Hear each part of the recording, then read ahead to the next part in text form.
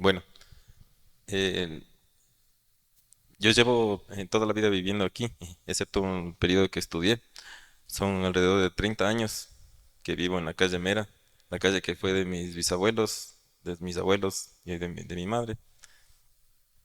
En- Durante todo ese tiempo se ha visto cómo ha cambiado el- la sociedad del barrio. Recuerdo siempre cuando mis abuelos me contaban, aquí todos nos conocemos con todos, todos somos amigos con todos. Y lamentablemente por distintas situaciones de la vida esto se ha ido perdiendo. Tanto así que hoy por hoy en la cuadra eh, ya no conocemos quiénes son los que viven al lado de nosotros, ya que son vecinos de paso, tanto los que viven como incluso los negocios, porque ya no, hay negocios que están ya ahí toda la vida, pero tenemos vecinos que duran un mes, 2 meses y, y se van. Entonces, eh, pienso que el problema viene por la inseguridad que se ha dado últimamente. La gente ha decidido salir del centro buscando un poco de- de tranquilidad. Cierto que no se puede encontrar una seguridad total en otros barrios, pero en el centro se siente un poquito más últimamente el peligro. Bueno, mi casa está justo entre el Parque 12 y el Parque Ceballos, entonces el Parque 12 siempre ha sido una zona un poco conflictiva, digamos así, pero últimamente ya la violencia ha escalado seriamente. Entonces, bueno, esa es la parte negativa. Eh, Dentro de estas ponencias que piensan rehabilitar el centro, también pienso que es muy importante lo del control de los comerciantes informales, ya que, o sea, hay horas pico y sectores que en verdad se sale de control. Y es un tanto molesto para las personas que vivimos ahí, por ejemplo, el ruido en las horas de la mañana. eh, Cierto es que últimamente me parece que ha habido control porque ya ha reducido un poco esto, pero sí es un poco complicado. Bueno, también el lado positivo es que siempre hemos estado cerca de todo. Estamos aquí de los centros culturales, tenemos iglesias para escoger, para no repetirnos las misas cada domingo. eh, Tenemos a la mano las panaderías con el mejor pan del país. Entonces, creo que esas cosas vale la pena rescatar las tradiciones de antes. ¿Qué más les puedo compartir? Que eh, siento que algo que puede mejorar el crecimiento de la ciudad es la promoción del- de las ciclovías. En mi caso personal, tengo la suerte de trabajar en Ingaurco y me movilizo desde aquí el centro hasta Ingaurco únicamente en la bicicleta, pero falta mucha cultura en cuanto a eso se refiere. Entonces pienso que eso también podría ser una solución. Lo que decía el arquitecto, que se pueden utilizar los espacios que están prácticamente abandonados sea tanto para algo cultural o como social, tal vez dar apoyo o refugio a tantos migrantes que están aquí y que no estén esos espacios desperdiciados.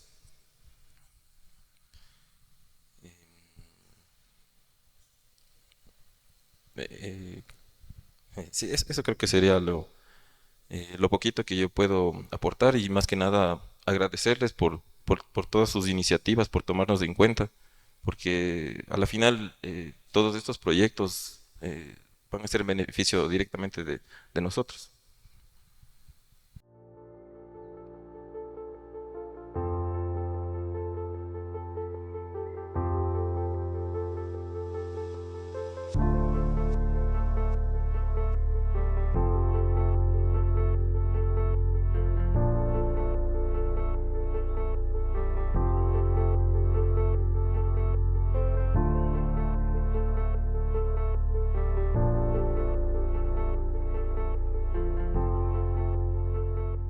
Bueno, muchas gracias por la invitación. Como tenemos 15 minutos, voy a tratar de ser lo más concreto posible. Este es producto de algunas investigaciones. Digamos que de alguna manera ahora se está hablando mucho de densificar la ciudad, de evitar que se expanda. La expansión urbana tiene muchos efectos negativos. La gente se aleja de los sitios de trabajo, más dependencia del automóvil, ocupa suelos rurales, la frontera agrícola se va alejando más, hay un montón de impacto ambiental. Entonces, en buena hora que hay mucho trabajo, al menos en el discurso, en planes y todo, en acción no se ve mucho, pero digamos desde la ONU, desde los ODS, desde el Hábitat 3, en las ciudades se está hablando de densificar. Vamos a tratar de repoblar la ciudad en los espacios ya donde existen todos los servicios. Pero también entran otras inquietudes aquí, o sea, bueno, vamos a evitar el crecimiento, vamos a concentrarnos en densificar la ciudad. Hay muchos vacíos, hay un montón de espacios donde se puede llegar a cumplir estos objetivos, pero ¿hasta dónde? ¿Cómo hacemos la densificación? ¿Cuáles son las reglas? Porque se puede dar un efecto muy negativo, este tema que justo entramos por una investigación también de cuestiones de bioclimática, de cómo se estamos cada vez afectando más por los edificios en altura, las condiciones de entradas de sol, de iluminación natural y de ventilación. Las condiciones de habitabilidad en sí de las edificaciones puede verse afectada. Bueno, con esta breve introducción voy a contar un poquito de lo que ha pasado en Quito en la historia, que no es el primer proceso de densificación que se daría dentro de evitar un crecimiento, sino que más bien históricamente las ciudades crecían en el mismo contenedor. Y en esto, cuando se funda Quito, digamos, cuando llegan los españoles a fundar sobre la antigua, digamos, espacios que habitaban los quitus, la Fundación Española de Quito, llegan y prácticamente se divide en 200, a los 200 colonos que llegan en unas 100 manzanas, cada una con una media manzana. Ese es el solar. Las leyes indias indicaban que hasta podía ser dividida la manzana en 4 solares. Entonces, ustedes se imaginan las cuadras de Quito, las cuadras que ahora conocemos de alrededor de 80 metros por 80 o 90 por 90, dividido en dos lotes, y ahí haces tu casa, ahí tienes tus animales, tu huerto, tus jardines, tus árboles, tu vida. Entonces comienza el colón a tener una especie de gran quintita, ¿no? Su espacio donde puede él hacer su vida mixta, digamos, de todo su trabajo, si era artesano, todo, comienzan a trabajar ahí. Y de alguna manera así se fundan casi todas las ciudades españolas en el nuevo continente. Se va dando este proceso. Ahora, eso que pasa en 1500, al final, digamos, 1530 y pico para adelante, eh, tienen herederos, comienzan la gente a tener sus hijos, van dividiendo los lotes y tienen un montón de espacios que todavía hay donde se comienzan a edificar nuevas casas igual. El proceso de crecimiento de población hace que en las mismas manzanas hay para todavía los hijos, los yernos, las nueras, algunos venden, otros comienzan, y se va dividiendo la ciudad. Pero si nosotros vemos en los planos de Quito, este es del más antiguo que se cuenta de 1735, básicamente este es de 1741 de la Condamine, la ciudad sigue siendo la misma, con algunas extensiones en el sector prácticamente de hacia lo que es ya la Alameda y el Ejido, donde también era el sitio del pastoreo de la ciudad, pero sigue siendo lo mismo inclusive hasta el plano de Gualberto Pérez de 1888, desde 1535, después de prácticamente eh, 350 años sigue siendo la misma ciudad, el mismo espacio donde se ha ido densificando y a la vez dividiendo, construyendo nuevas casas. En sí, las coloniales son pocas las que se conservan, la mayoría son republicanas, y se llega a tener esto un poco un zoom de lo que sería la ciudad en estas épocas, digamos, del plano anterior, y este es lo que tenemos actual en el centro donde básicamente vemos los espacios que están en amarillo son los patios y las plazas, los espacios vacíos. Algunos en blanco también las calles y todos los espacios públicos, pero hay mucho menos de lo que había antes en estos, digamos, zooms de las, podemos ver cómo se ha ido reduciendo cada vez los patios. Eso, de alguna manera, nos indica de que las condiciones que tenían de entrada de luz y sol de las edificaciones del centro histórico, que además eran hechas en su mayoría con muros gruesos de tierra, de adobe especialmente, fueron perdiendo la posibilidad de captar sol. Hay técnicamente lo que se llama la inercia térmica. El muro de adobe recibe sol durante la mañana, durante la tarde, hasta ciertas horas, y a la noche que es frío comienza a calentar y hacía que sean confortables los espacios internos. El momento que se reducen los patios hace que cada vez haya menos horas de entrada y de sol y entradas de luz también. Y eso hace que prácticamente las casas del centro histórico, ahora en el caso de Quito, y bueno, esto también se le puede ver en muchas ciudades, sean frías, tengan que usar calefacción artificial en algunos casos, y ya no funciona lo que en un momento era, las leyes de India lo decían claramente, deje estos espacios de estas distancias y ubícale de acuerdo a las condiciones del sol. Entonces se va prácticamente perdiendo la habitabilidad, la cuestión, y comienza a depender de energía de leña en algunos momentos y después prácticamente la energía eléctrica. Hasta que Quito es declarado Patrimonio de la Humanidad, ya no hay mayores cambios. Bueno, ahora hay ciertos cambios, justo veníamos conversando en el carro, se conserva la fachada y al interior puedes hacer un montón de reformas en algunos casos, pero el tema es ese, o sea, un proceso de densificación en el mismo contenedor, en el mismo espacio, provocó que las condiciones de habitabilidad ya no sean buenas, ya no sean las mismas. Y se tiene un caso en Latinoamérica que es muy especial, que es el caso de la ciudad de la Antigua, en Guatemala, donde la ciudad fue abandonada después de un terremoto de que fue más o menos de 1740 y pico, no tengo exacta la fecha, pero bueno, 1750 alrededor, porque después del terremoto, igual que lo de Riobamba, con el terremoto que vino la nueva ciudad de Riobamba, se trasladó la ciudad a donde es ahora la actual capital de Guatemala. Y eso hizo que de alguna manera la ciudad se conserve con patios grandes y espacios amplios. Y comparando la temperatura promedio de Quito, de alrededor de hasta más o menos 24 grados y mínimos que baja hasta 6 grados, en diferentes, bueno, aquí tenemos diferentes épocas, más bien de más lluvia y más sol. Guatemala está todavía en la zona tropical, también está por ahí, o sea, tan pronto es 9 el mínimo, no es tan bajo, pero está alrededor de 26, un poquito más alto, tienes unas mismas condiciones de eso. Sin embargo, en Guatemala todavía, cuando se va a la antigua, conservas cantidad de casas con grandes patios, de ejemplo de esto, y de eso puedes encontrar muchos. O sea, es el patio original de las casas del centro histórico, donde tenías tus huertos, tus jardines, tus animales, otra forma de vivir y con buenas condiciones de sol. Esto inclusive hace, unas cosas que descubrí en la antigua es de que ellos tienen inclusive estos ventiladores de arriba naturales, estas torres de ventilación, porque de alguna manera llega de un momento por la misma inercia térmica a hacer que las casas tengan bastante calor en ciertos momentos y necesitas hasta enfriarles. En Quito pasa lo contrario, igual puede ser bueno, Ambato también tuvo un terremoto muy fuerte que destruyó su centro histórico, pero dentro de las ciudades que prácticamente nos dicen que los centros históricos son fríos, no tienen la suficiente calidad, eso como para calentarlos y comienzas a depender de energías diferentes para hacer. Bueno, la primera expansión que se da a Quito ya cuando entra la modernidad después del ferrocarril, cuando prácticamente en los principios del siglo XX.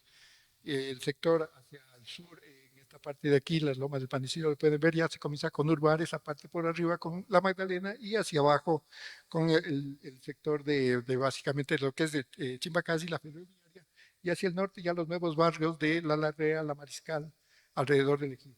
Y estos igual conservan el damero, conservan un montón de condiciones, pero ahí se da la ciudad jardín, la ciudad nueva, en las nuevas implantaciones donde son retiros, retiro frontal, retiros laterales, retiros posteriores, aunque la construcción sigue siendo prácticamente con paredes portantes. El caso a la derecha de la foto está el caso del barrio de la Villa Flora con veredas anchas que después son arborizadas y a la izquierda la Belisario Quevedo que son de la época de los años 40. Pero estas casas y un montón de casas más de lo que se da Quito al norte ahora han comenzado a ser edificios, algunos de 4, 5, 6 y otros de muchos pisos. Y esto, por ejemplo, en la República del Salvador. En este sector de la Avenida República del Salvador eran casas con jardines y ahora prácticamente son torres de edificios de alrededor de 12 pisos con retiros de 3 metros, retiros posteriores de 3. Y esto, igual imágenes varias de esta zona alrededor de Iñaquito, logran una densificación a veces entre comillas porque muchos de esos inclusive son viviendas de segunda residencia o para sistemas de hospedaje temporal, Airbnb, Booking, y además de en detrimento de las condiciones de habitabilidad. Pues por ahí va un tema que no se está planteando muy claro en Quito porque las mismas ordenanzas en los PUCs, en los planes, siguen siendo 3 metros de retiros laterales, en algunas formas continuas, bueno, la típica ordenanza que inclusive todos los municipios lo manejan, los frontales y el posterior. Y esto es después lo que está pasando digamos que da más alertas, o sea, inclusive se permite una duplicación, como el caso de este edificio en la Avenida de los Chiris, de una constructora que en Quito es la que más está construyendo, y básicamente sobre los edificios de altos está provocando este problema. Entonces es algo que no se está considerando. Pues eso es un poco el tema de las alertas, ¿no? Y bueno, se ha hecho estudios también en la universidad de lo que realmente si queremos como decir, llegar a un equilibrio, tenemos un problema. O sea, queremos evitar el crecimiento de la ciudad y eso es algo claro. No conviene que la ciudad se expanda demasiado. Podemos concentrarnos en llenar la ciudad en consolidación, consolidar, digamos, me he dicho, los espacios. Hay muchos vacíos, muchos espacios baldíos, pero si no tenemos reglas claras podemos tener muchas complicaciones. Y ahí se plantea ya nuevas propuestas en las cuales más bien se maneje una especie de distancias entre los bloques, que en lo tolerable debería ser máximo la altura 2 veces del ancho de entre los bloques, de entre los edificios. Lo ideal, 1 a 1, o sea, la misma, si tengo 6 metros de nuestros bloques, 6 metros de altura, o sea, 2 pisos, y unas profundidades máximas de los edificios también que permiten que entre buena luz natural, que sería máximo hasta 8 metros de profundidad por un lado, es decir, 16 metros. O sea, si nos ponemos unas nuevas reglas en el juego, y hacemos formas de ocupación diferentes y las alturas en base a eso puede haber retranqueos, abrir este sistema de pronto con terrazas, terrazas verdes y otras cosas que nos permite llegar a una buena densificación. Y dentro de esos mismos, digamos, de lo que se plantea que mismo sería una edificación adecuada, hay casos en los que se podría plantear que realmente podría llegar simplemente a tener una ciudad de escala humana hasta 4 plantas, hasta cuatro pisos, con densidades sostenibles que ya hay indicadores que le manejan que debería estar entre 200 habitantes por hectárea hasta 350. Sostenibles en el tema de qué? De que esa densificación te permite tener actividades de proximidad, o sea, generar centralidad porque ya te da una población suficiente para que los pequeños comercios o gente que vive ahí emprenda sus negocios. Entonces comienzas a articular todo eso en base a nuevas propuestas. Y entonces hay que dar el paso, o sea, no simplemente continuar copiando la misma normativa de hace muchos años de los retiros, sino realmente cómo podemos equilibrar estas condiciones. Y como siempre hemos hablado, o sea, la academia está para eso y podemos trabajar con la gente de barrios y las instituciones en modificar algunas de estas cosas, ¿no?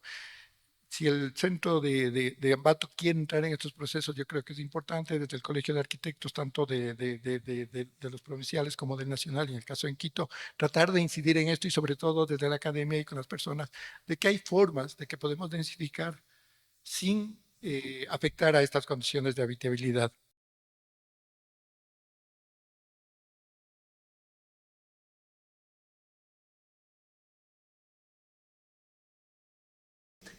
Para iniciar, yo creo que es importante remitirse a un libro o a un autor que Eduardo Rojas, que formuló este libro hace más de 20 años, ¿no? Volver al centro. Sí, esto de la repotenciación de las áreas urbano centrales, que pese a tener 20 años no deja de ser vigente, tanto por su metodología, por las reflexiones, por la actualidad todavía de las propuestas que él plantea. Y si bien sus análisis se los ha centrado sobre todo en los aportes que dio el Banco Interamericano de Desarrollo a proyectos de centros urbanos a nivel de Brasil, de Chile, ¿sí? Creo que la problemática del manejo de los centros urbanos es bastante común en toda América Latina. Y Rojas plantea un tema de entrada. Dice que estos centros urbanos, las centralidades urbanas, están en pleno deterioro y subutilizadas. Y creo que es el caso de Ambato, ¿cierto? Ahí no hay mucha vuelta que darse. Sí. Estuvo acá, entiendo, ayer Fernando Carrión. Fernando Carrión tiene una tesis muy interesante. Él plantea que hoy ya no hay la migración campo-ciudad. Me imagino que algo de eso conversó ayer, ¿no es cierto? En sus textos él plantea que hoy las ciudades han crecido tanto que van invadiendo los espacios rurales. Esto que le llamamos los técnicos procesos de gentrificación. Es decir, vamos en la periferia de las diferentes áreas urbanas expandiéndonos, ¿no es cierto? Aquí en Ambato tenemos los Huachis, Zambis, ¿no? Y Zamba, que quizás son los ejemplos más relevantes de estos procesos de gentrificación. Entonces, claro, el deterioro de los centros no tiene el mismo ritmo y no tiene la misma dinámica, sí, de la expansión de las ciudades. Y él plantea en quizás todo su libro, sí, a nivel de resumen, podríamos sistematizar diciendo que su propuesta para poner en valor, la puesta de valor y recuperación de estos centros, constituye una oportunidad para las ciudades. Y que eso pasa por una cosa muy simple, que es la formulación de las políticas públicas.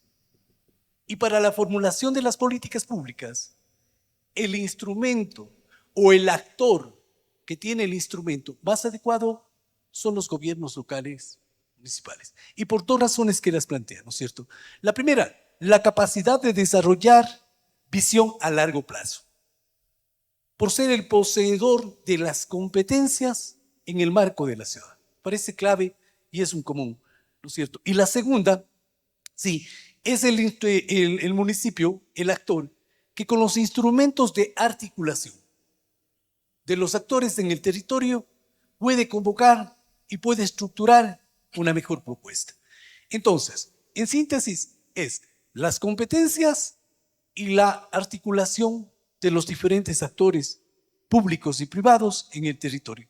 Y esta lectura de las políticas públicas puede ser generada para centros urbanos como también para cualquier otro tipo de proceso de planificación, pero acentúa y ejemplifica, ¿sí?, los diferentes casos en América Latina en centros urbanos.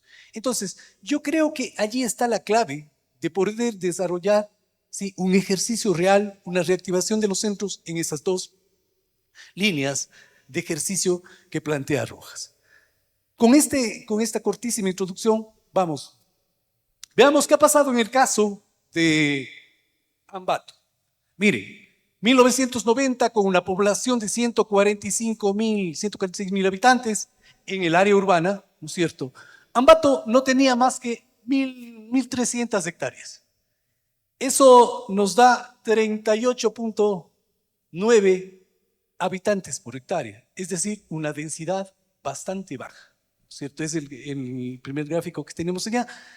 Sin embargo, 10 años después, los datos de población son 2001, ¿no es cierto? Los datos del área son 2000, pero nos sirven de todas formas para relacionar. Hacia el año 2000 ya tenemos una población de 136.000 habitantes y con una extensión del área urbana de 1.668 hectáreas. Ya podemos ir viendo cómo la mancha urbana en Ambato en 10 años va generando un desarrollo y una expansión bastante preocupante. 14 años después, la población urbana, la segunda fila es la población cantonal, ¿no es cierto? Que para el caso no la voy a ir mencionando. 2014, una población de alrededor de 180.000 habitantes y una expansión urbana a 3.070 hectáreas. Sí. La densificación se mantiene relativamente, sí, sube la población, sube el área, sí, pero se mantiene como una densificación súper baja, bastante baja, sí, alrededor de 37.98 habitantes por hectárea. Sí. Para el año 2022, la población actual en el último censo ya ubica la población solamente en el área urbana en 188.338 habitantes, ¿sí?, del total de 370.000 habitantes del cantón. ¿Sí? Y el área urbana se ubica en 3.197 hectáreas, con una densificación que crece relativamente poco, pero que sí continúa siendo baja, con 40 habitantes por hectárea. Sí. ¿Qué queremos decir con este desarrollo de Ambato, con una extensión, con una densidad baja? Habíamos estado revisando el PUCS. Miren, Ambato, en su actual territorio, puede albergar, sí, hasta cerca de 2 millones de habitantes. Sí. Y es, sin duda, esta expansión la que trae problemas, sí, en el territorio, con densificaciones altas, sí, veo la reacción, densificaciones altas, pensando en una ciudad que aproveche la infraestructura que tiene. Miren, la recolección de desechos sólidos en los 10 años últimos ha pasado del 80% que se tenía al 93% de recolección de desechos sólidos. En el alumbrado público, las áreas servidas tenemos el 97%, ¿sí?, en el 2010, al 2022 que tenemos un 98% de alumbrado público en el área urbana. Estoy recogiendo datos del PUCS, ¿no? En los servicios y la dotación de agua, del 81% pasamos al 97%. Sí, servicios de internet domiciliario, del 13%, hoy tenemos un 67%, y finalmente el tema de alcantarillado, del 70% pasamos al 88%. En realidad tenemos una ciudad con no mayores problemas de servicio, sin embargo, de calidad y de frecuencia, sí tenemos en agua, ¿no? En agua potable sobre todo, y en algunas zonas de la ciudad donde es más visible y con mayor presencia. En síntesis, podemos decir que este proceso de expansión de la ciudad ha traído otras complicaciones. Ha traído problemas sin duda, de migración, sí, políticas urbanísticas, vamos a ver. Y sobre todo en el centro histórico, que es el tema que nos aboca ahora, ¿no es cierto? Podemos ir regresando un segundo nomás, la diapositiva. Sí, la mancha rosada es del área histórica, ¿no es cierto? En comparación con la expansión, sí, nos refleja la desproporción que se mantiene en su crecimiento, ¿cierto? Se ha ido ya casi perdiendo. Ahora sí. Entonces, tenemos problemas sin duda en el centro histórico, sí, y básicamente, si nos permiten, ubicaremos 5. El 1, el abandono y deterioro de aquellas infraestructuras patrimoniales en todo el centro. Estuvimos el día de ayer acompañando a una cooperativa que quiere que, después de haber comprado una edificación abandonada 35 años, sí, 35 años, está haciendo ya una intervención, sí, pese al papeleo gigante que tenemos en el municipio del que estamos conscientes, sí. Hay gente que quiere invertir en revitalizar el centro histórico, sin embargo, no es mucho, ¿cierto? No hay un empoderamiento de estos procesos de revitalizar, de recuperar el patrimonio construido. El segundo problema encontramos en la movilidad. Decíamos, de las 19 líneas de transporte público, todas cruzan por el centro y por los mercados. Entonces, ese es un tema que, a través de las nuevas centralidades, también ha enfocado el PUCS, intentando descongestionar el tráfico, pero sobre todo ahí hay un proyecto muy interesante, ¿no es cierto?, que complementa al plan de movilidad, que complementará a la actualización vial, que es el proyecto de transporte electrónico. ¿Sí? Reemplazar el ingreso al centro de la ciudad, a este centro, no solamente al centro histórico, al centro comercial, hablemos un poco un área mayor, que nos permita generar en una primera etapa el ingreso de algunas líneas exclusivas, pero de transporte eléctrico, para en una segunda etapa, ojalá, poder reemplazar el total de las vías, de las líneas, de las 19 líneas. Sí, para esto se está planteando 4 centros de transferencia intermodal, se está planteando el plan de movilidad alternativa, donde básicamente se hable de bicicletas electrónicas, en fin, de todos los nuevos vehículos que existen. Ahí está, en la movilidad, una de las preocupaciones mayores que tiene Ambato. Un tercer elemento son los espacios públicos, ¿sí? Su poco valor, el poco cuidado que hasta ahora se les ha brindado. Un cuarto elemento está la contaminación vial, acústica, y el caos que se genera, sobre todo por el tema del mismo conflicto de tránsito, el tema de las ventas, el tema de la comercialización, que nos lleva al problema mayor en Ambato, que es las ventas informales. Habíamos conversado en el municipio, se estima que hay alrededor de 3.000 vendedores informales en los días de feria en el centro histórico, y miren, sin embargo, existe alrededor de 700 plazas desocupadas al interior de los mercados. Una contradicción, sí, que pasa también porque deberíamos tener una mejor cultura desde el usuario, ¿no es cierto? Es un plan integral que lo vamos a tocar más adelante. Entonces, con todos estos problemas del centro histórico, sí, ¿qué planteamos? La visión de Ambato, sí, siendo un centro dinámico en la mitad del país, en lo económico, en lo cultural, en lo turístico, sí, su centro histórico, decimos, ha sufrido un desgaste con el tiempo que afecta a la imagen de la ciudad, perdiendo calidad de vida a sus habitantes.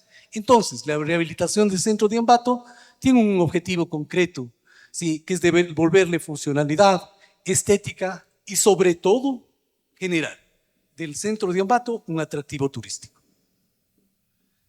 ¿Cuáles son las propuestas que se plantean? Planteamos 5 ejes dentro del plan de centro histórico. Sí, un proyecto, un programa piloto de alumbrado público que se complementará con un soterramiento de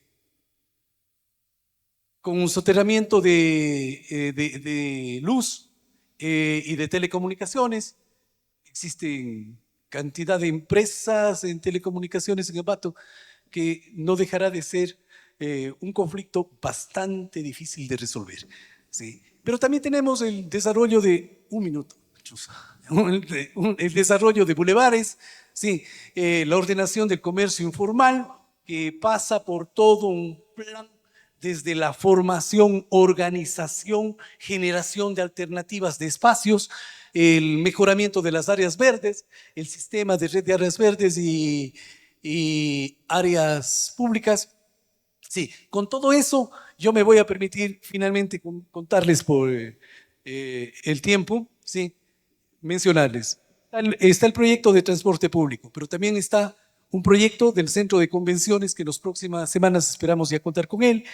Está el Ambato Recreación y Naturaleza, que no es otra cosa más que la red verde, un teleférico, la recuperación de las riberas del río Ambato.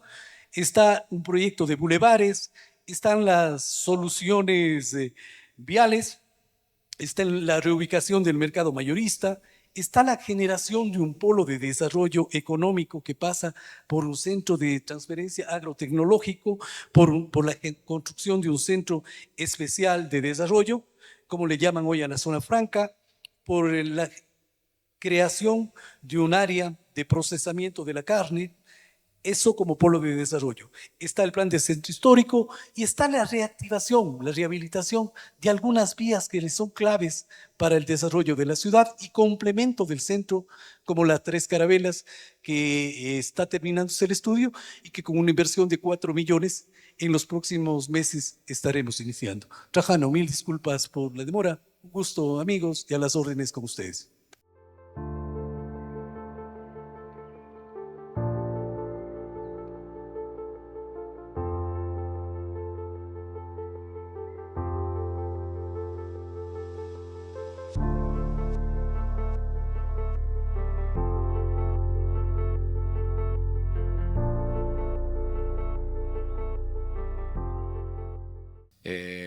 Bueno, muchísimas gracias. Como les había comentado, digamos que lo que quisiera contarles es una experiencia del caso de Cuenca, un caso concreto de unos proyectos que hemos venido desarrollando en el centro histórico para rehabilitarlo, desde la vivienda, que creemos que es importantísimo, que el rol que cumple la vivienda es fundamental en los centros históricos, más aún ante estos procesos de turistificación que viven ciudades patrimoniales como el caso de Cuenca, en donde se está desplazando seriamente a la población originaria. Entonces creo que lo que vengo a presentarles es una respuesta a este rol que tiene la arquitectura fundamental desde esta visión que tenía Rogelio Salmona de que la arquitectura sea una correcta intersección entre la geografía y la historia del lugar. Eso de alguna forma es lo que nos ha guiado en nuestras intervenciones. Bueno, Cuenca, que creo que la mayoría de ustedes deben conocer, es una ciudad que en los años 50 tenía una densidad alta de alrededor de 138 habitantes por hectárea, una ciudad que justamente estaba limitada por el centro histórico y que a medida de los años, este momento, por ejemplo, cuenta, digamos, no este momento, en el 2010 que se hicieron estos análisis, la mancha urbana, que creo que es un problema muy parecido al que sufren la mayoría de las ciudades latinoamericanas, incluida Ambato, como acaba de mostrar Patricio, ha sufrido una baja densidad. Y esto genera unos efectos en los gastos destinados a la infraestructura para tener la misma cobertura de servicios que teníamos en los años 50. Este dato que he puesto aquí fue un dato extraído de un estudio que hizo el BID en 14 ciudades que analizaron, ciudades emergentes que ellos llamaban, y ellos estimaban que el costo de infraestructura para cubrir las mismas necesidades, digamos, satisfacer las mismas necesidades de cobertura de infraestructura que tenía en los años 50, le costaría a la ciudad alrededor de 3.400 millones de dólares. Esto es un dato importante porque lo voy a sacar a colación luego. El proceso es sencillo, ¿no? La población se va hacia las afueras por diferentes razones, puede ser seguridad, por precio, por cualquier cosa. Es un problema complejo el tema de la expansión, pero siempre genera la necesidad de una nueva infraestructura. Esta necesita nuevos servicios, y esto desconecta cuando el crecimiento no va acompañado de una infraestructura servida, pues empieza a generar desconexiones con la ciudad. Este es el dato que les decía, es un análisis que hizo el BID, y concluye ellos en este estudio que es el crecimiento del costo de la infraestructura debido a la expansión en las bajas densidades, que incluso si no hubieran problemas de espacio, que Cuenca sí los tiene, los costos de esta tendencia son prohibitivos. No puede ninguna ciudad permitirse quebrar sus arcas si no controla la expansión. De ahí nace esta reflexión que de ese dato que nosotros sacamos, decíamos o nos hacíamos la pregunta, ¿qué pasaría si en vez de que los gobiernos locales inviertan en la expansión de la infraestructura, destinan esos mismos fondos a robustecer las centralidades? Y tenemos este dato que para nosotros era súper importante, ¿no? Considerando los datos de densidad, perdón, de crecimiento anual, le rogaría por favor a la persona que está hablando, si es que puede. Por favor, la persona que está con el celular, si tuviera la amabilidad de continuar su llamada afuera, gracias. Disculpe, estaba en el chisme, entonces, perdón, yo estaba queriendo oír lo que decía. Si este crecimiento subsidiásemos unas viviendas en los centros consolidados, dado que ya tiene los centros, las infraestructuras hechas y montadas, sobre todo en el caso de Cuenca, que se hicieron en los años 80 y 90 inversiones importantísimas en los planes maestros, pensando que la población se iba a duplicar, lo que pasó es que la población empezó a salir. Este rato el centro histórico con sus planes maestros tiene la posibilidad de cubrir 3 veces la población que tiene. Si nosotros solo invirtiésemos en dotar de vivienda, en vez de crecer en infraestructura, podríamos casi que regalar las viviendas a las personas, a las familias que habitan el centro histórico. De ahí nuestra conclusión que una de las mejores estrategias de conseguir unos planes de vivienda accesibles es darse cuenta de que más negocio le sale a un gobierno local invertir en el centro, en vivienda en el centro, que salir a la periferia a construir infraestructura. De ahí que concluimos esto: si es que se puede densificar sin sacrificar condiciones de habitabilidad, que es lo que acaba de decir el arquitecto Diego Hurtado, pero en nuestro caso también sin sacrificar los valores patrimoniales que tiene la ciudad de Cuenca. ¿Se puede hacer una operación inmobiliaria factible y al mismo tiempo hacer ciudades? Es la pregunta que nos hacemos. Y lo que quiero mostrarles rápidamente es este ejercicio que hemos venido haciendo a lo largo de casi 15 años, de plantear estas preocupaciones que tenemos con respecto al construir vivienda en el centro histórico, ¿no? Se han hecho alrededor de 10 proyectos, 9 proyectos, y hemos construido casi 136 unidades de vivienda con densidades de casi 300 habitantes por hectárea, que es una densidad súper alta.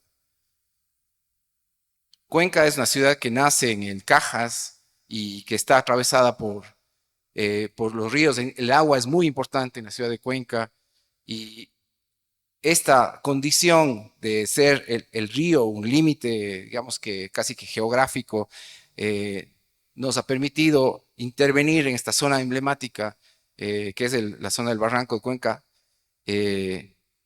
tratando de que estas zonas que cada vez se van convirtiendo más en destinos turísticos, también haya una contraparte de personas que habitamos. Yo habito ahí en uno de estos proyectos que hemos hecho, porque es importantísimo que la vivienda que tiene, digamos, ese rol de regular naturalmente el funcionamiento de la ciudad esté presente, y creemos que le hemos apostado a eso. Entonces, proyectos como estos que se han insertado en el centro histórico de la ciudad de Cuenca, tratando de preservar los estados preexistentes, pero al mismo tiempo haciendo una propuesta un poco más eficiente en cuanto a estas condiciones de habitabilidad que hacía mención el arquitecto Hurtado, considerando estos espacios de soleamiento, iluminación que vienen y son heredados de las tipologías de las casas andaluzas que Cuenca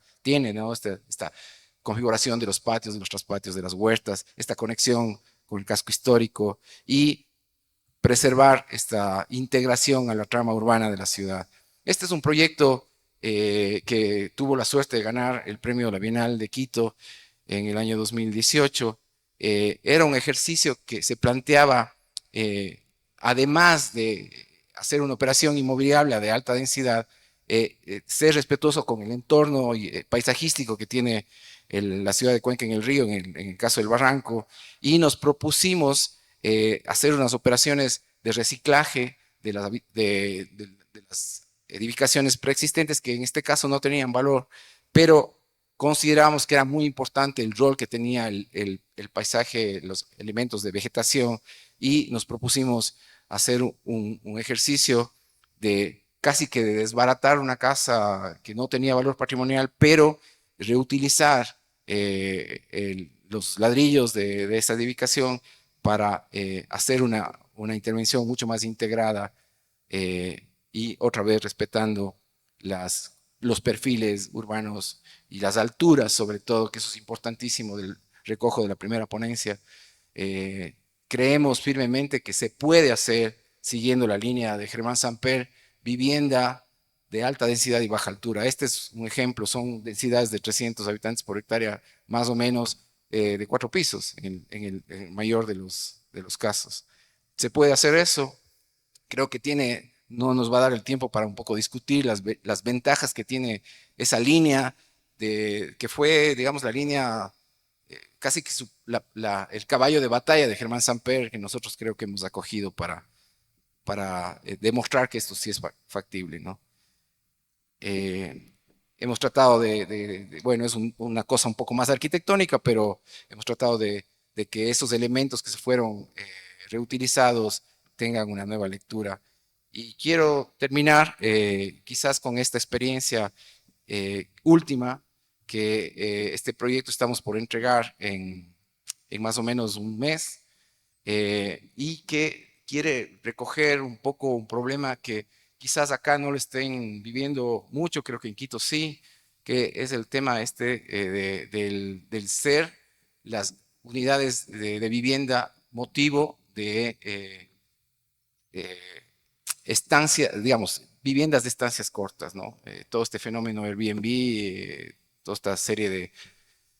esto ya está empezando a pasar en Cuenca de una manera un poquito preocupante, y es obvio que eso va a generar una expulsión mucho más agresiva, inclusive, de la población originaria, por el simple hecho de que las personas que antes alquilaban su vivienda a moradores del sector y que venían históricamente alquilando a precios bajos, pues se les prende el foco de que es mucho mejor invertir en ponerle más guapo al departamento y alquilar a $60 la noche. Y como que pensando que eso generaría una demanda, como si fuéramos, no sé, Barcelona o algo así. Todos los departamentos en este momento están de alquiler de Airbnb. Entonces, alguien que quiere alquilar para vivir en el centro histórico, simplemente en este momento en Cuenca no encuentra. O sea, hay personas y amigos que se han ido de Quito pensando tener una mejor vida en Cuenca y se han entopado con este problema de querer vivir el centro y caminar y tener las bondades de una ciudad hermosa, muy bien servida, con tranvía y con todo, pero que su alquiler mensual mínimo es $600 al mes. Como respuesta a eso, lo que quisimos hacer era buscar un mecanismo en donde no es una cooperativa precisamente, pero es un modelo cercano a eso, en donde hemos tratado de identificar personas que están queriendo vivir en el centro histórico, o sea, que quieren hacer del centro histórico su morada y organizarnos para juntar esas voluntades y construir un proyecto. Este proyecto, cuando lo lanzamos, estábamos tan convencidos de que la idea iba a funcionar, de que por lo menos 5 personas de la oficina donde trabajamos se apuntaron al proyecto. Dijeron, pues si es así, si son precios, digamos, son préstamos de vivienda de interés público, si es como estás describiendo, pues mejor pago el arriendo. Mejor que pagar un arriendo, pues paguemos el crédito al banco. Y nos lanzamos en este proyecto en donde por lo menos 5 unidades pudimos conseguir que sea al valor de una vivienda, digamos a un préstamo de vivienda de interés prioritario, con lo cual el compromiso que teníamos es con las personas que casi les prohibíamos alquilar. Había una cláusula ahí en el contrato que estamos afinando, ya tenemos una demanda este rato, pero bueno, por ahí vamos, en el caso que nosotros cedíamos el derecho a participación a estas personas en esas condiciones de bajos costos, se les prohibía el alquiler. Tenían que ellos vivir ahí. Hay unos ángulos ahí que todavía tienen que resolverse, pero en esa línea estamos. Las otras personas que quieren adquirir su propiedad para alquilar, no les podemos vender al mismo precio. Entonces, fue una operación muy interesante porque nosotros mismos como promotores no está, lo que pusimos en juego es la discusión de la rentabilidad, de la utilidad como promotor. Nosotros somos arquitectos, lo que habíamos pedido era que ponernos un margen mínimo de protección en el caso que el presupuesto, cosa que en los arquitectos es muy común, se pase, pero no había la figura de utilidad al promotor, sino esa utilidad, entre comillas, le endosábamos al precio del comprador en el caso de que ellos iban a vivir y digamos que a las personas que iban a alquilar y que abiertamente nos dijeron vamos a alquilar, les poníamos el precio normal. Este es el proyecto, está en imágenes recién, pero en un mes vamos a terminar. Estamos bastante contentos con el resultado, porque la oferta también era que como arquitectos no íbamos a sacrificar la calidad arquitectónica de los otros proyectos poniéndolo a precios bajos. Pero veo ya ahora, esto ya con pesar, de que el problema digamos, económico, que la tentación económica de poner a un alquiler alto es muy alta. Y veo que vamos a tener que batallar mucho.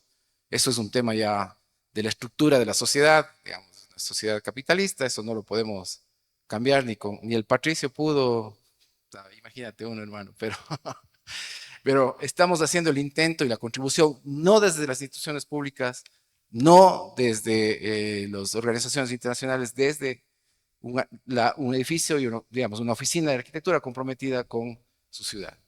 Entonces queremos dejar ese mensaje. Hay cómo, hemos hecho casi más de 100 unidades, y esta es nuestro primer ensayo de intentar hacer vivienda asequible en el centro histórico. Eso. Muchas gracias.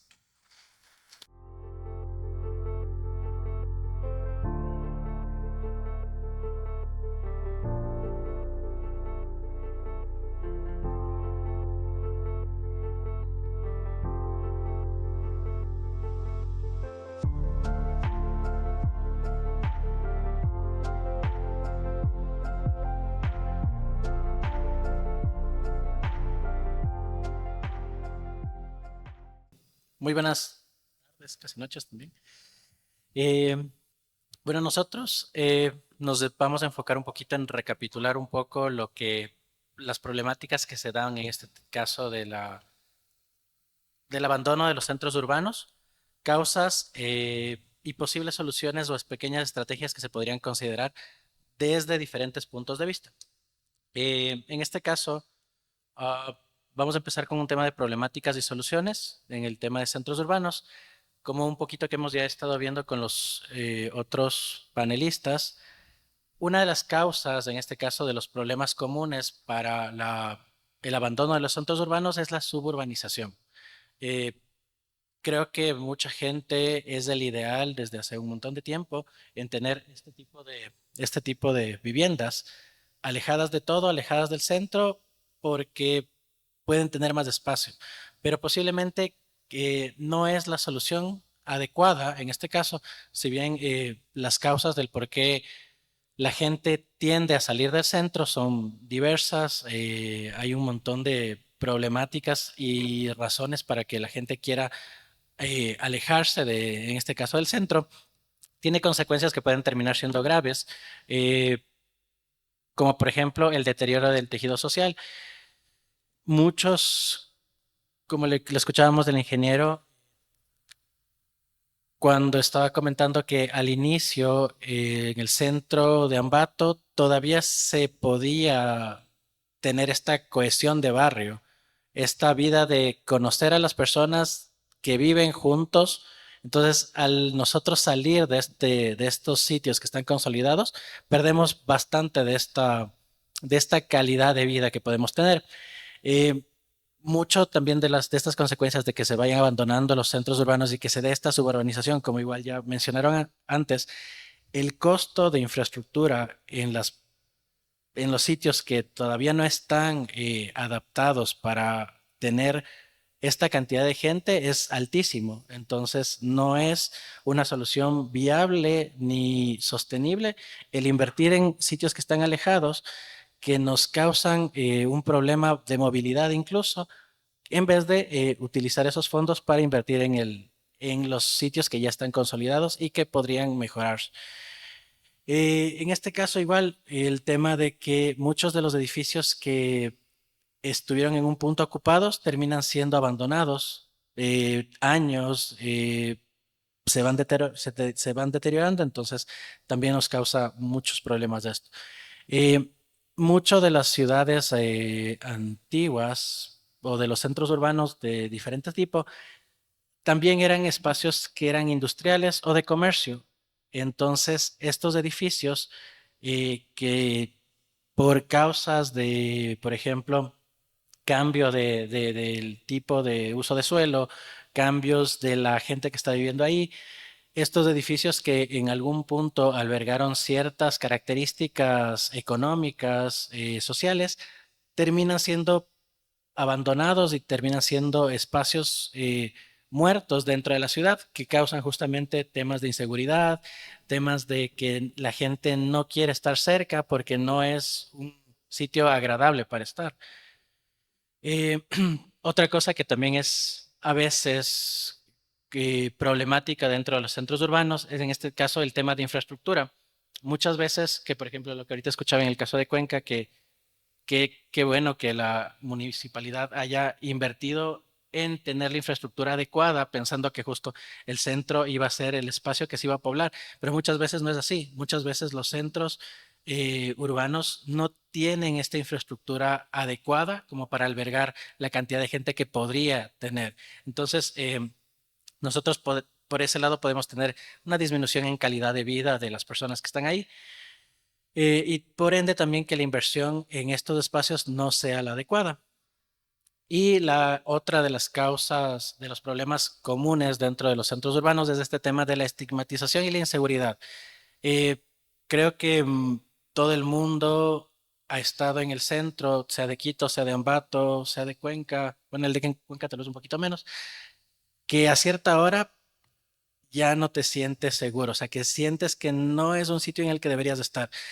Muchas veces esa percepción de inseguridad es real o muchas veces también es ya el estigma que se le ha dado al espacio porque posiblemente no tiene las condiciones como para que nosotros podamos sentirnos en un espacio confortable.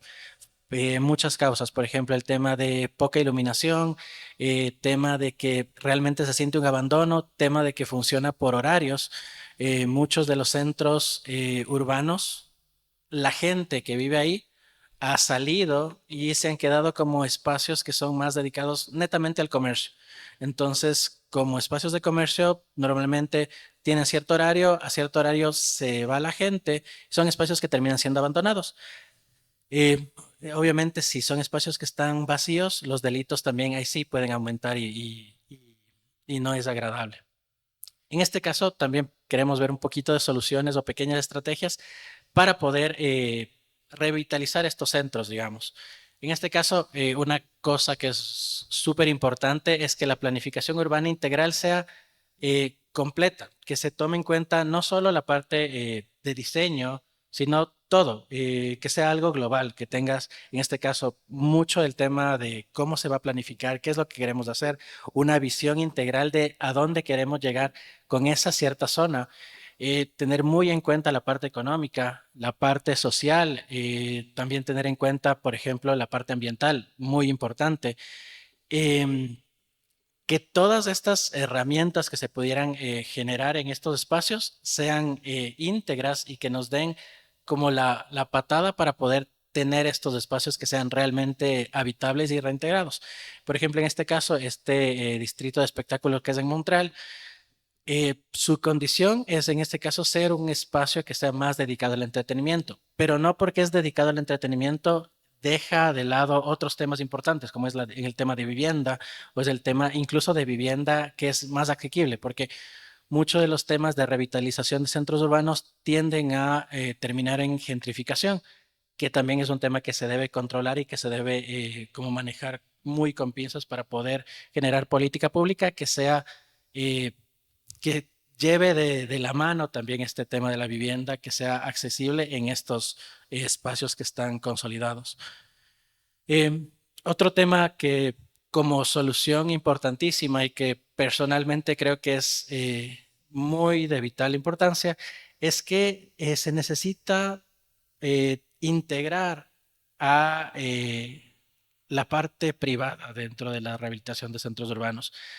Muchas veces tendemos a pensar que los promotores inmobiliarios o la parte económica puede ser complejo de manejar, pero tampoco como municipio, como entidades públicas, puede cargarse todo el peso de rehabilitar un espacio, de generar estos proyectos como entidad nada más. Entonces es muy importante poder generar estas estrategias que sean público-privadas, pero que sí tengan la política adecuada para que, si bien como entidad yo sé qué es lo que necesito para la ciudad, también le puedo dar al promotor inmobiliario, que es posiblemente la persona que va a construir, que va a poder ejecutar estos proyectos, también la capacidad de que sea una operación y un ejercicio que sea rentable. Eh, Creo que ninguna persona que está invirtiendo para no ganar nada, ¿no es cierto? Entonces es muy importante que estas políticas vayan de la mano. Pueden existir diversas estrategias para rehabilitación de centros urbanos, como por ejemplo en este caso el 22 en Barcelona, que es un distrito que es dedicado a innovación. Es un distrito en el que ciertas empresas tienen ciertos beneficios porque van e invierten y ponen sus sedes en este sector, digamos. Entonces hay infinidad de proyectos que se han ido realizando, igual en Bogotá, en Colombia, en el Triángulo de Fenicia, también existe si bien es un plan de desarrollo, que está un poquito más enfocado a vivienda, hay posiblemente la necesidad, y ven la necesidad porque es un sector que está lleno de universidades, de que sea un espacio que estaría dedicado a la investigación. Entonces también se está buscando que en este caso posiblemente no sea vivienda la mejor solución para la rehabilitación de este espacio, sino posiblemente un distrito de innovación. Eh, Otra cosa que es como muy importante dentro de estas estrategias es el tema de la promoción de vivienda que sea asequible y que tengamos espacios de uso mixto. En este caso, como les decía, los centros urbanos no pueden ser espacios que sean muy de un solo uso, sino la idea es que sean espacios que tengan comercio, que tengan vivienda, que tengan diferentes usos y diferente tipo de población. Muchas de las cosas que pasan en los centros urbanos y por qué también se van deteriorando es porque posiblemente las personas que vivieron ahí de años eh, ya no están con nosotros y las personas que son más jóvenes no encuentran el atractivo necesario para quedarse en estos centros. Entonces es muy importante como poder integrar las diferentes poblaciones para que estos espacios tengan no solo poblaciones mixtas, sino usos mixtos y que de cierta forma estos espacios sean útiles 24 horas para que nos justo podamos evitar este tema de inseguridad, de falta de interés de las personas de estar ahí. Otra cosa súper importante en este caso, el tema de la activación de espacios públicos y áreas verdes, que muchos de los centros urbanos posiblemente están consolidados. Son espacios donde posiblemente, digamos, no hay donde poner un pie en teoría. Pero podemos ver estrategias, como por ejemplo en este caso este proyecto en Londres, el Granby Winter Garden, que lo que hace es a unas edificaciones, unas casas que en este caso son victorianas, prácticamente las convierten en jardines botánicos al interior.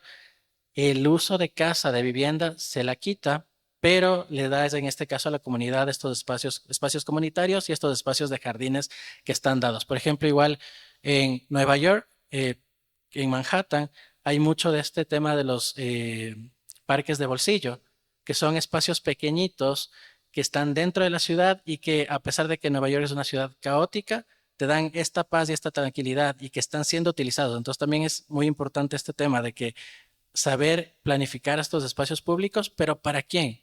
No planificar espacios que van a quedar abandonados porque no se tomó en cuenta la comunidad, no eran las necesidades que tenía la comunidad o la futura comunidad a habitar, sino espacios que sean planificados para las personas y que de verdad puedan ser utilizados.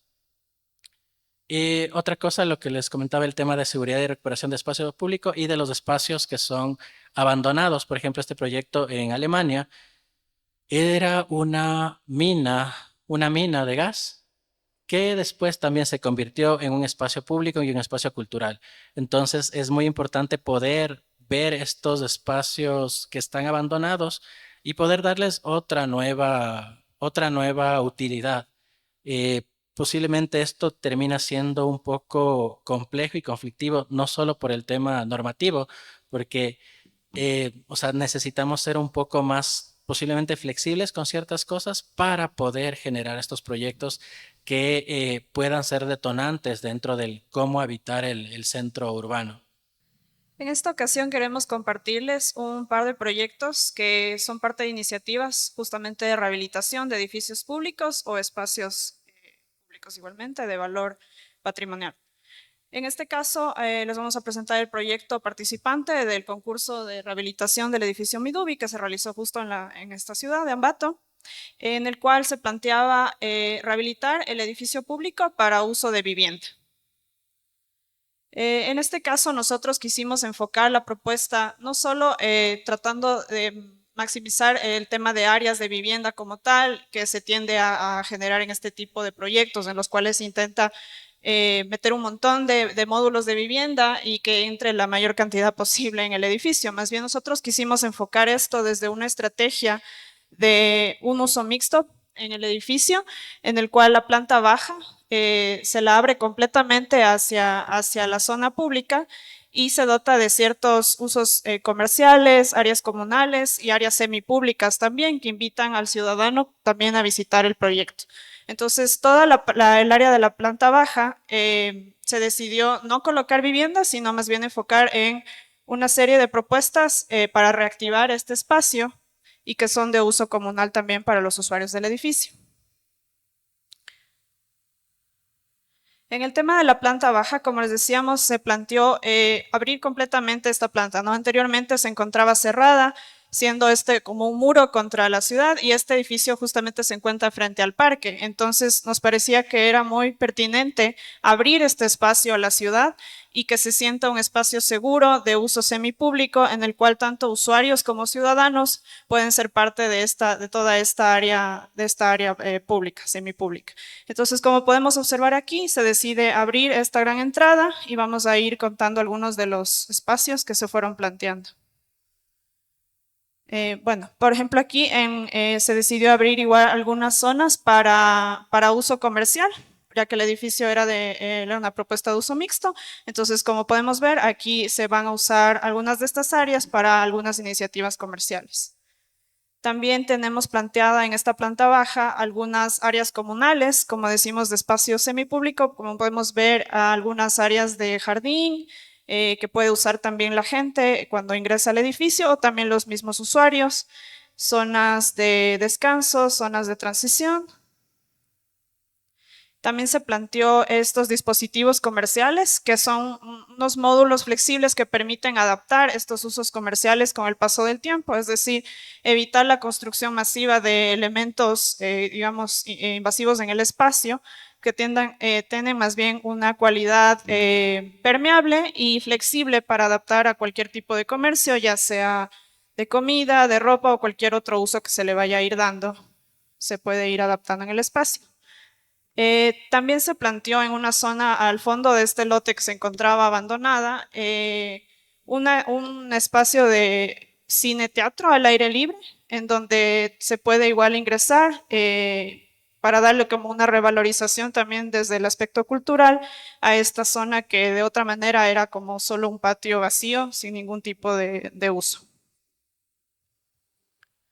También planteamos algunas estrategias para reactivar los temas de las terrazas. Existen un par de terrazas que estaban igual en abandono.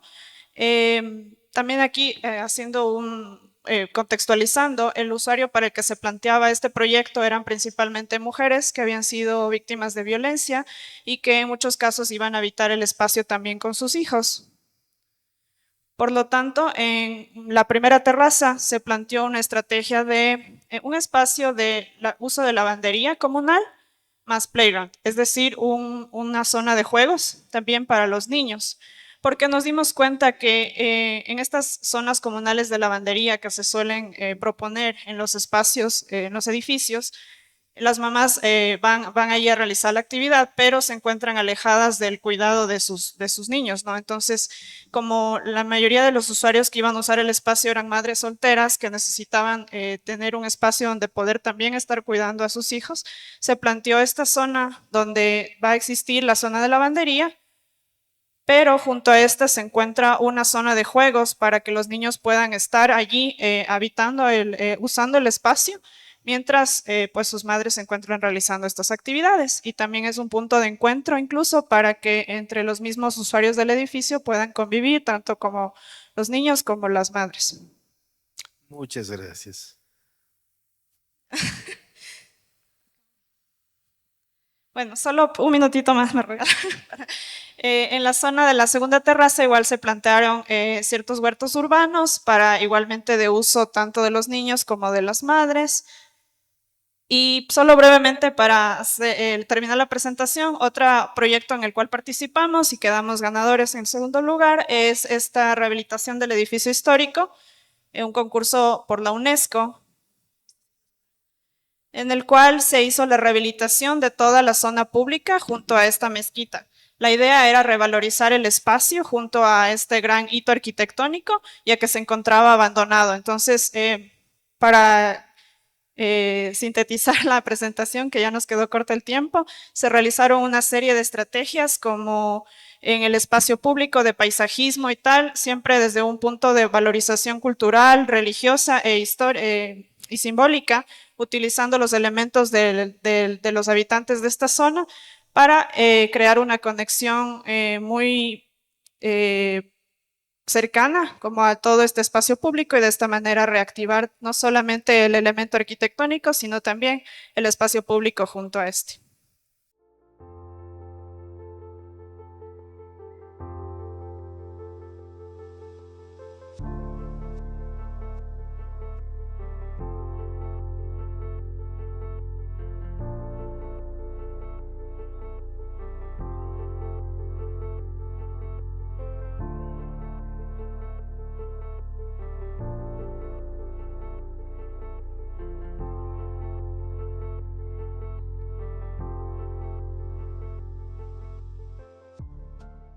A ver, mi experiencia se ha fundamentado principalmente en la aplicación de instrumentos de gestión y de planificación urbana, en los que he estado involucrado tanto desde el lado público como desarrollador de norma y como gestor de proyectos y como técnico en el lado privado también. Entonces les voy a presentar unos 3 proyectos en los que he estado directamente o directa o indirectamente relacionado por estos 2 ámbitos, pero que permiten la aplicación de ciertos instrumentos que vienen desde la ley del 2016, que empezaron a aplicarse en el 2019 y que ahora son parte de los planes de uso y gestión de suelo, que se han aplicado de forma muy, digamos, muy poco en los distintos cantones.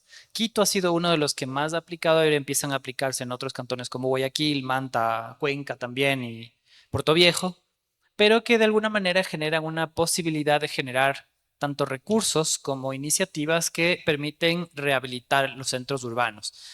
No me he centrado en los centros históricos porque me parece que es un tema bastante más complejo que únicamente la intervención urbana o edificatoria, porque tiene dinámicas sociales complejas, pero he tratado de enfocarme en 3 escalas. Una escala pensando en la centralidad nueva, que se planifica desde el punto de partida, y en las centralidades existentes en las cuales se han sufrido deterioros producto del despoblamiento. Entonces, en ese sentido, un poco de lo que ya habían conversado los otros panelistas, y me parece que han sido bastante buenos en el tema, es el entender por qué se vacían los centros históricos.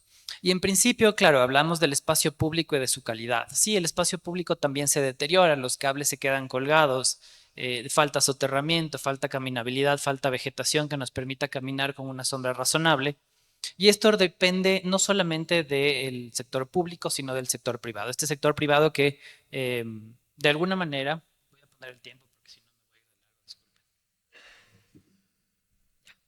Entonces, este sector público que necesita hacer inversiones, pero que también necesitan hacerse inversiones desde lo privado.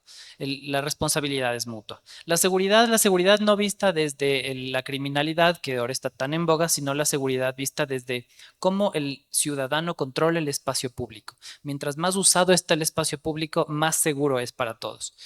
La gestión de la movilidad es un tema importantísimo. Se había hablado también en el caso de Ambato. La movilidad es una complejidad que tiene que tratarse desde diferentes ámbitos, no solamente el control del tránsito, sino la posibilidad de que podamos movernos mediante otras alternativas, como nos decía el ingeniero Boada, la posibilidad de que podamos movernos en bicicleta, que podamos movernos a pie y que tengamos servicios de cercanía. El patrimonio es un tema complejo, es un tema que requiere de unas inversiones y unas especificidades de conocimiento muy profundas, pero que Cuenca lo ha hecho de una manera bastante interesante y que se pueden tomar estas experiencias en Ambato como para buscar revitalizar el centro histórico. Y un tema que es vital y que ahora también se está empezando a trabajar es el tema de la vivienda de interés social e interés público. Vivienda que no solamente debe gestionarse desde el público mismo, sino que debe abrirse las puertas para que los privados hagan del negocio de la vivienda de interés público una posibilidad de acceso a la vivienda y que no hagamos barrios de pobres en lugares lejanos, porque el suelo nos obliga a que eso sea. La incidencia del valor del suelo en un proyecto de vivienda es tan importante que cuando se vuelve un suelo público o el suelo central servido demasiado caro o inaccesible, la vivienda pública simplemente es imposible. En ese sentido, yo les traía un par de fotos de lo que ocurre en Quito, que eso es un poco lo que tengo más cerca, de barrios como la 10 de agosto, todo el sector de la 10 de agosto entre la América y el sector de la Universidad Central y el centro histórico de Quito. Son barrios que históricamente fueron altamente y densamente poblados en cierta parte de los 70s, 80s y 90s y que fueron desertificándose con la complejidad de que ahora son barrios en los que tenemos estaciones del metro de Quito. un proyecto que nos costó 2.500 millones de dólares o más, y que ahora no tiene a quien transportar en ciertas centralidades. Hay centralidades extremadamente fuertes como las Naciones Unidas, como Carolina, como el Centro Histórico o Morán Valverde, pero hay otras centralidades que no tienen la densidad y la capacidad para transportar esos 400.000 pasajeros que deberían manejar el metro de Quito, no solamente para garantizar su sustentabilidad en el tiempo, sino también para que sea eficiente como un modo de transporte. Aterrizando esto ya en los modelos de los instrumentos y las herramientas de planificación que constan en la Lotus y que han venido extraídas de otras realidades latinoamericanas. Pasó en Brasil y ha pasado en Colombia. Colombia tiene estos instrumentos desde más o menos los años 80 y también Brasil. Ahora, ¿cuál ha sido la diferencia? Que en algunos casos, en el caso de Brasil, por la escala que ha tenido, le ha sido más fácil financiar proyectos. Mientras que en el caso de Colombia han encontrado algunas herramientas que han facilitado el financiamiento de proyectos urbanos y que han permitido que la ciudad pueda financiar a la ciudad misma. Los instrumentos que nosotros tenemos en la ley, y que me voy a enfocar un poco en este tema, es en primeras el esquema o el instrumento de distribución equitativa de cargas y beneficios, que es básicamente la ciudad le otorga un beneficio urbanístico a un privado y el privado le paga a través de una forma de especie, digamos, asumiendo cargas urbanísticas necesarias para el funcionamiento del proyecto o necesidades de la ciudad. El instrumento de la intervención en la morfología urbana es también un instrumento muy importante e interesante. ¿Por qué? Porque las ciudades en el Ecuador no se han desarrollado con procesos de planificación sólidos. Entonces encontramos procesos de fraccionamiento del suelo muy desordenados que no permiten una planificación y este instrumento permite que entre algunos se reúnan, algunos propietarios del suelo, y planifiquen una nueva forma de distribuir el suelo. Esto es una herramienta que ha funcionado muy bien en Brasil sobre todo, y en Colombia se ha aplicado de una manera parcial. El tema del instrumento de financiamiento del desarrollo urbano, que se aplica a través de la carga de concesión onerosa de derechos, es tal vez el más sencillo, que se ha aplicado en Quito, que se ha aplicado ahora en Guayaquil y se está aplicando en algunas otras ciudades. Y básicamente lo que hace es vender aire, vender cielo, vender pisos extras a privados que necesitan rentabilizar el suelo que compran a través de la construcción más intensa. ¿Cuál es el principio? Que en lugar de comprarme el terreno de al lado, me compro un par de pisos en el mismo terreno y hago más intenso. Esto ha tenido críticas y ha tenido aportes y ha venido evolucionando en el tiempo. Y los estándares urbanísticos, que es básicamente una forma de generar una planificación general con normas que garanticen de alguna manera la calidad urbanística. Lo que conversaban nuestros compañeros también sobre las urbanizaciones cerradas ha sido un modelo de gestión que se ha expandido en la ciudad, en muchas ciudades, y solamente nos ha generado cargas o externalidades negativas. Negativas como el excesivo uso del auto, como espacios públicos inaccesibles, como altos costos del suelo y polaridad y polarización social, la degradación ecológica de ciertos territorios, en fin, las problemáticas son bastante amplias cuando hablamos de una expansión que tiene esto como un modelo, digamos, principal. Pero por el otro lado, tenemos zonas en las que tenemos una importante densificación con estratos socioeconómicos medios y bajos, pero que producto de la falta de inversión terminan deteriorándose de una manera importante, lo que genera problemas de inseguridad, lo que genera problemas con la calidad del transporte, una polarización social o segregación social importante, costos que están asumidos por el privado o por el ciudadano, digamos, porque no son inmobiliarios, pero también hace peligrar cosas como la seguridad alimentaria. ¿Por qué? Porque ocurre que se expanden de una manera desordenada en los suelos rurales que en alguna medida tienen todavía una posibilidad de aprovechamiento agrícola. Estos dos modelos han sido, digamos que de manera general, los que más han afectado el crecimiento de la expansión urbana en las ciudades. Y tenemos casos como esto, ¿no? Insisto que para mí Quito es un poco más cercano, el caso de Cumbayá y la zona del Valle de Tumbaco, zonas donde tenemos urbanizaciones con costos que exceden los 800.000 dólares del metro cuadrado de suelo y con casas que tienen aproximadamente 1 o 2 millones de dólares de costo de construcción, pero que son urbanizaciones cerradas que en principio generan parques y los parques son inaccesibles y solamente es el gated community, ¿no? Las comunidades cerradas con parques privados y muros hacia las calles. Esto ha sido, digamos, un modelo muy, muy expandido. O en el otro lado tenemos parroquias como Calderón, una de las parroquias con la densidad urbana más alta en Quito, pero con altísimos problemas de deterioro del suelo, del espacio público, con casi ningún parque. La parroquia de Calderón tiene aproximadamente 400 hectáreas y no tienen un parque razonable. El espacio público es muy deteriorado, el transporte público invade las vías y genera unas congestiones enormes. Y es una de las zonas que mayor carga de movilidad tienen entre el norte de Quito y el centro-norte de Quito, donde ocurre todo el trabajo, ¿no? El sector de la Carolina, el centro histórico. Estas realidades son un poco los problemas que se generan a través de estos procesos expansivos. ¿Cuáles son nuestras oportunidades a través de los instrumentos de gestión? El proyecto San Patricio es un proyecto que se planificó por 5 o 6 años en el sector del Valle de Tumbaco. ¿Cuál era la ventaja que se buscaba? Lo que ustedes ven en esta imagen aquí a la izquierda abajo es lo que el proyecto podía hacer. El proyecto podía fácilmente subdividir lotes de 1000 metros con 3 pisos y dejar un 15% de área, que es lo que te pide la ley, y subdividirse y punto, ¿no? O sea, y vender lotes, ¿sí? ¿Qué es lo que se propuso? Se propuso un proyecto estructurado que pedía en algunos sectores una alta carga de equipamientos y servicios públicos con mayores densificación, con mayor altura, que estaban más o menos en el orden de los 10 pisos. Y en otras zonas tenían viviendas unifamiliares, tenía unas zonas de vivienda bifamiliar o pequeños condominios. Digamos, había una importante diversidad de usos solicitados por el proponente.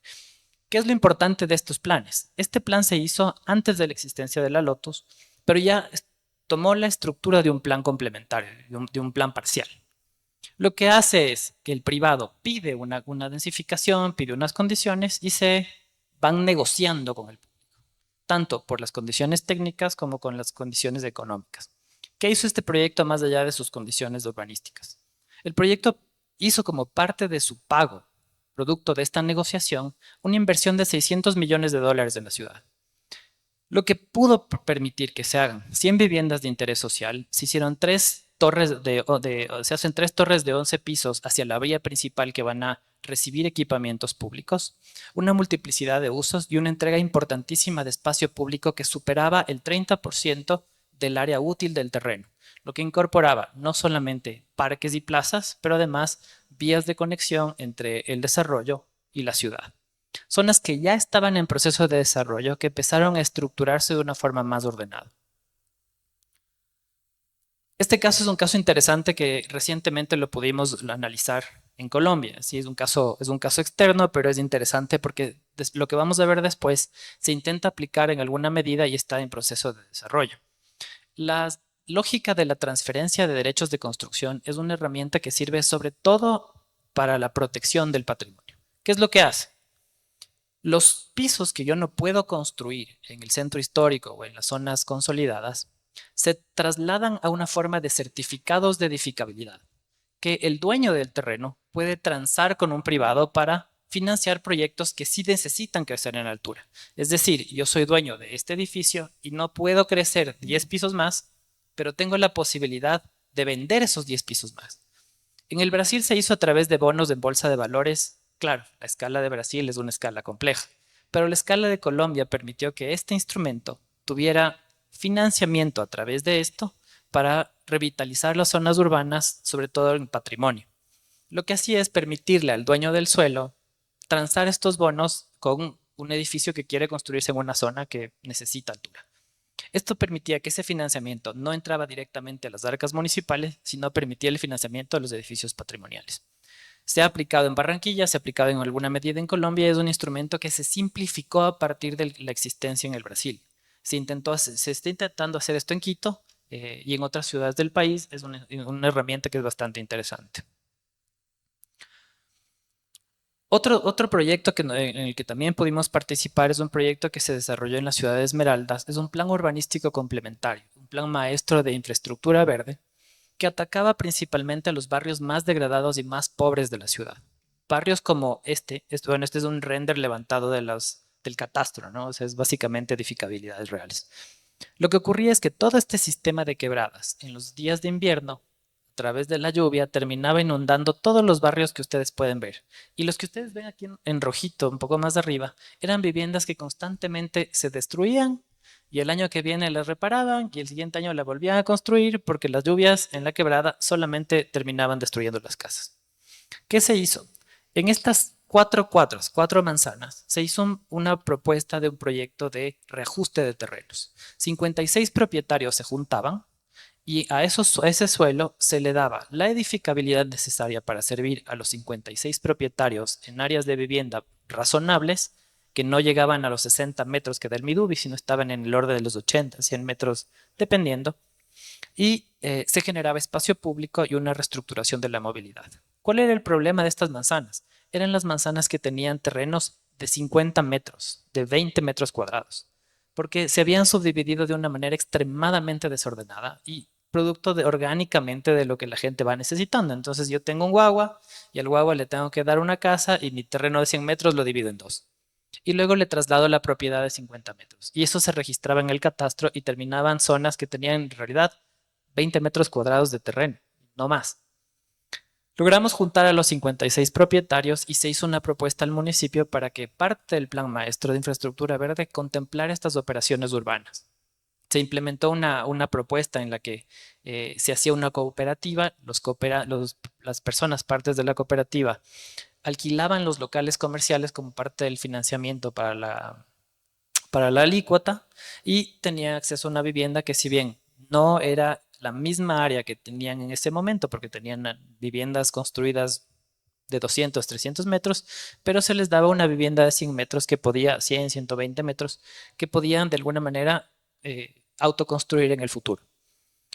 Todo este proceso fue un proceso participativo bastante interesante. Se armó un macrolote con una regeneración ambiental importante con respecto a las quebradas y relocalización.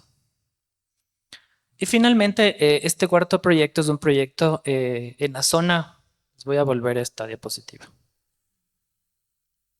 En esta zona de la 10 de agosto, donde tenemos estas condiciones de deterioro urbano, en el año 2017 se planteó un proyecto por parte de un inmobiliario de escala media.